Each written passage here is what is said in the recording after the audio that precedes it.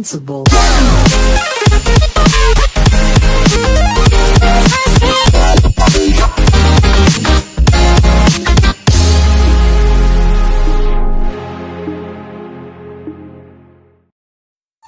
Gente, vocês não sabem no quanto eu estou feliz com esse banquete que Kafta Asagiri nos ofereceu. Fala, galera, tudo bem com vocês? Hoje estamos com mais um capítulo de Bungo Stray Dogs.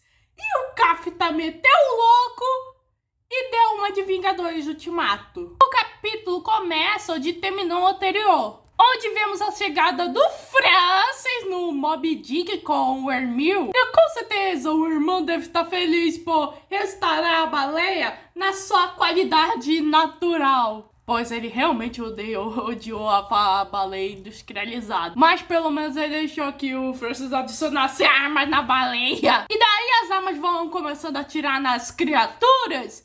E vemos que quem tá no comando da tiraria é nada mais, nada menos que Mark Twain. Tá aí um sujeito que eu queria que aparecesse. Esse garoto é a definição de ele não teve tempo de tela, não teve meio que destaque, mas tem o povo. E aí a gente vê a Louise guiando meio que uns soldados para meio que salvar meio que os cidadãos que ainda estavam no aeroporto, agindo conforme a estratégia dela. E vemos uma das criaturas meio que teoricamente mordendo o braço de uma garota, só que a baleia é desintegrada. E aí alguém aparece e fala: ai, Deus. E pensar que a minha primeira batalha vai ser uma simples controle de peste. Devia ter mais preparação pra isso. E a gente vê a Margaret recuperada. O tanto que o Nathaniel fez só pra ajudar essa mulher é inacreditável. E olha que ela tá com um look novo, que eu... Meu Deus, gente, eu amei.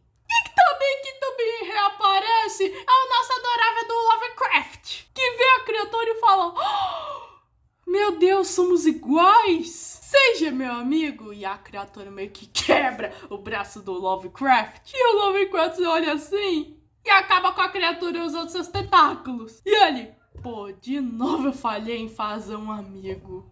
Pô, ele só quer um amigo. E, gente, eu tô genuinamente feliz que a guilda meio que acabou voltando. Realmente, o Francis meio que se preparou para esse momento, só pra reunir a antiga gangue dele. Mas, se vocês perceberam, o único membro da guilda que tá faltando nesse grupinho, além do Nathaniel, é claro, é o John Steinbeck.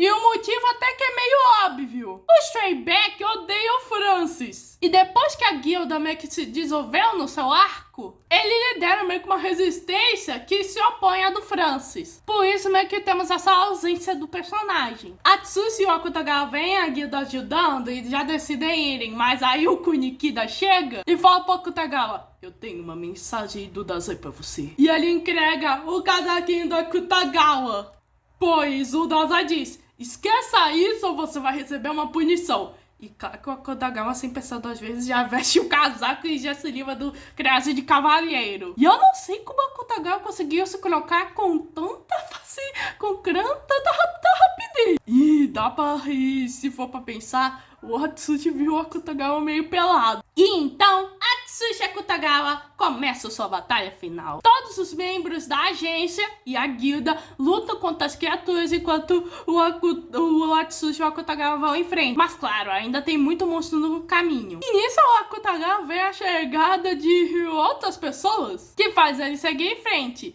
E claro que a máfia iria se juntar nessa empreitada. E quando eu digo a máfia, digo Mori e a Gokyo. A Koyo vê essas crianças agindo de forma muito corajosa e o Mori fala: acho que não derramamos sangue o suficiente. Então o Mori já ativa a sua Elise, pois a hora da brincadeira. E claro que o Mori faz uma cara psicopata. E o Atsushi e o Akutagawa vão seguir de frente, enquanto a máfia também vai dando reforço.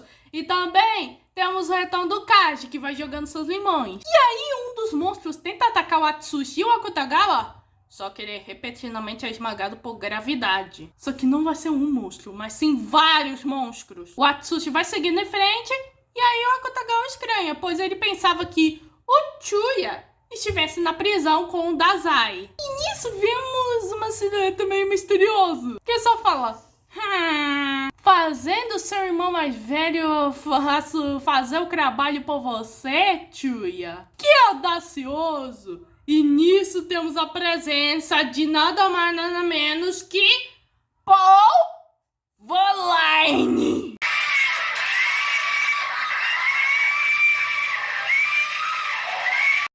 Para aqueles que estão perdidos, vocês devem estar se perguntando: quem diabos é Paul Verlaine? E eu respondo: Paul Verlaine simplesmente um dos homens que ocupa meio que uma das posições de 10 mil homens mais gostosos de Google Stray Dogs. Mas como essa explicação não vai adiantar, então vamos na mais resumida. O Paul Verlaine era o parceiro do ator Rimbaud, também conhecido meio que intimamente como o Rando, meio que da máfia do Porto, que apareceu pela primeira vez no arco do Dazai e do Chuya quando eles tinham 15 anos. O Paul Verlaine apareceu na sequência desse arco, que se chama Stormbringer, também conhecido como a novel protagonizada pelo Chuya. É lá onde conhecemos mais do passado do nosso baixinho ruivo favorito. E o Paul Verlaine meio que tinha uma habilidade que também manipulava a gravidade, assim como o Chuya, e era conhecido como o Rei dos Assassinos. E o Verlaine tem uma obsessão muito intensa com o Chuya, devido aos problemas de identidade que correm em sua sanidade. E eu meio que só quero explicar isso, só vou explicar isso num vídeo, num provável futuro vídeo, onde eu falo mais sobre Stormbringer aqui no canal. Se quiserem, coloquem nos comentários. Atsushi e Akutagawa finalmente chegam no jato onde estaria o Fyodor, e o Atsushi vai usando suas perninhas e patinhas de tigrinho para ir até o jato, só que ele percebe que o jato não tá se movendo. E é nisso que o Atsushi, graças ao Akutagawa, que o Hashimoto pra salvar o Atsushi, percebem um outro jato meio que decolando. Pois aquele jato estava vazio. O Fyodor foi mais esperto e pegou outro jato. O Atsushi até alerta pro Rampo, e o Rampo, decolou? Então a gente venceu. E nisso do nada todos os eletrônicos meio que param de funcionar, e o Atsushi vê o jato caindo. O Atsushi vê meio que uma espécie de veículo que tem um canhão de pulso eletromagnético. Com certeza foi encomendado pelo próprio Katai. E o Rampo fala que só teriam meio que um indivíduo que poderia meio que fazer esse negócio. E esses indivíduos são Ango Sakaguchi e o chefe dele, o Taneda. E também quem tá lá é a Yosano, a desaparecida. Pra quem ficou com medo que ela tivesse sido pega pela máfia, tá aí ela. E ela tá aí só pra cuidar meio que o Taneda. E o capítulo se encerra aí. Mas aí fica a questão: o Fyodor tá vivo? Pois o jato caiu e estava pegando fogo. Mas com certeza a Ratazana deve ter sobrevivido. Até porque é o Fyodor que estamos falando, ele sempre volta à vida. E a questão que fica é: como é que eles vão prender a Ratazana? Pois esse sujeito é um mal absoluto. Vamos ver como o Asagiri meio que vai fazer para fazer isso. Pra mim, de longe, esse é o melhor capítulo do ano. Eu amei e finalmente estamos na reta final desse arco de toda dor. E eu tô ansiosa pra saber o próximo capítulo. Bom, esse foi o capítulo 126 de Google Stray Dogs. Se inscreva no canal, ative o sininho, compartilha com o mundo. Tô busy, fui!